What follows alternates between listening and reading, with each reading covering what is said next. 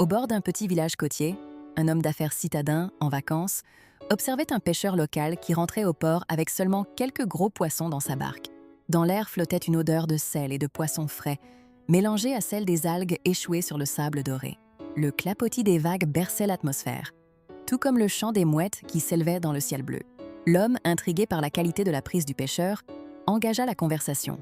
« Félicitations, combien de temps vous a-t-il fallu pour les attraper ?» Le pêcheur sourit et répondit simplement « Oh, juste quelques heures, pas plus. » L'homme d'affaires arqua un sourcil. « Pourquoi ne restez-vous pas en mer plus longtemps pour en attraper davantage ?»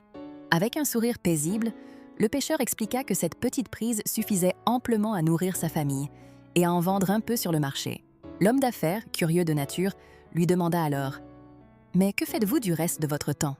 Sans hésitation, le pêcheur se mit à se détendre et à s'étirer sous le soleil. « Je fais la grasse matinée, je pêche un peu aussi. Je joue avec mes enfants et je fais souvent la sieste avec ma femme. Le soir, j'aime aller au village voir mes amis. Nous jouons de la guitare et nous chantons ensemble. J'ai une vie bien remplie. » Soudainement sûr de lui, l'homme d'affaires interrompit le pêcheur avec un ton docte. « Écoutez, j'ai un diplôme en gestion. Je peux vous aider. Vous devriez passer plus de temps à pêcher. Avec les bénéfices que vous ferez, vous pourrez acheter un plus gros bateau. » Il continuait avec enthousiasme. « Avec cet argent-là, vous pourrez acheter une flotte.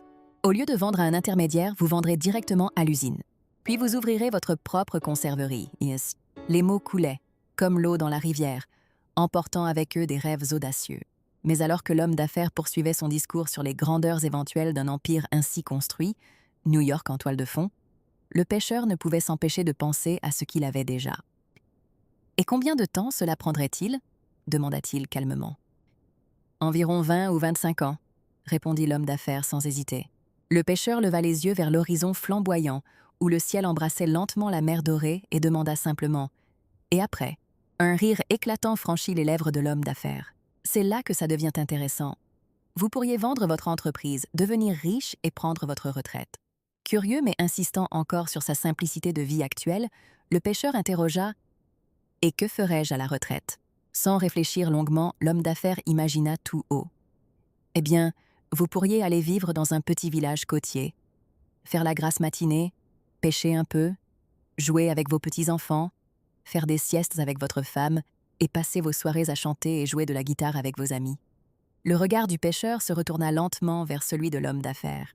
Un sourire se dessina sur ses lèvres tandis qu'il répliquait doucement « N'est-ce pas exactement ce que je fais déjà aujourd'hui ?» Cette simple question flottait dans l'air chaud du soir comme une douce mélodie oubliée. Cette histoire nous rappelle parfois que nous passons notre vie à courir après des rêves futurs, sans réaliser que le véritable bonheur réside souvent dans les choses simples que nous possédons déjà. Le succès ne réside pas forcément dans avoir toujours plus, mais plutôt dans savoir apprécier ce que nous avons et reconnaître quand on a assez. Ce jour-là, au bord du port, deux mondes se sont croisés. Celui qui court après des chiffres et celui qui danse avec les vagues. Et peut-être qu'au fond du cœur humain se cache une vérité silencieuse. Quand nous avons appris à apprécier chaque instant simple, c'est là que commence notre véritable richesse. Au bord d'un petit village côtier, un homme d'affaires citadin, en vacances, observait un pêcheur local qui rentrait au port avec seulement quelques gros poissons dans sa barque.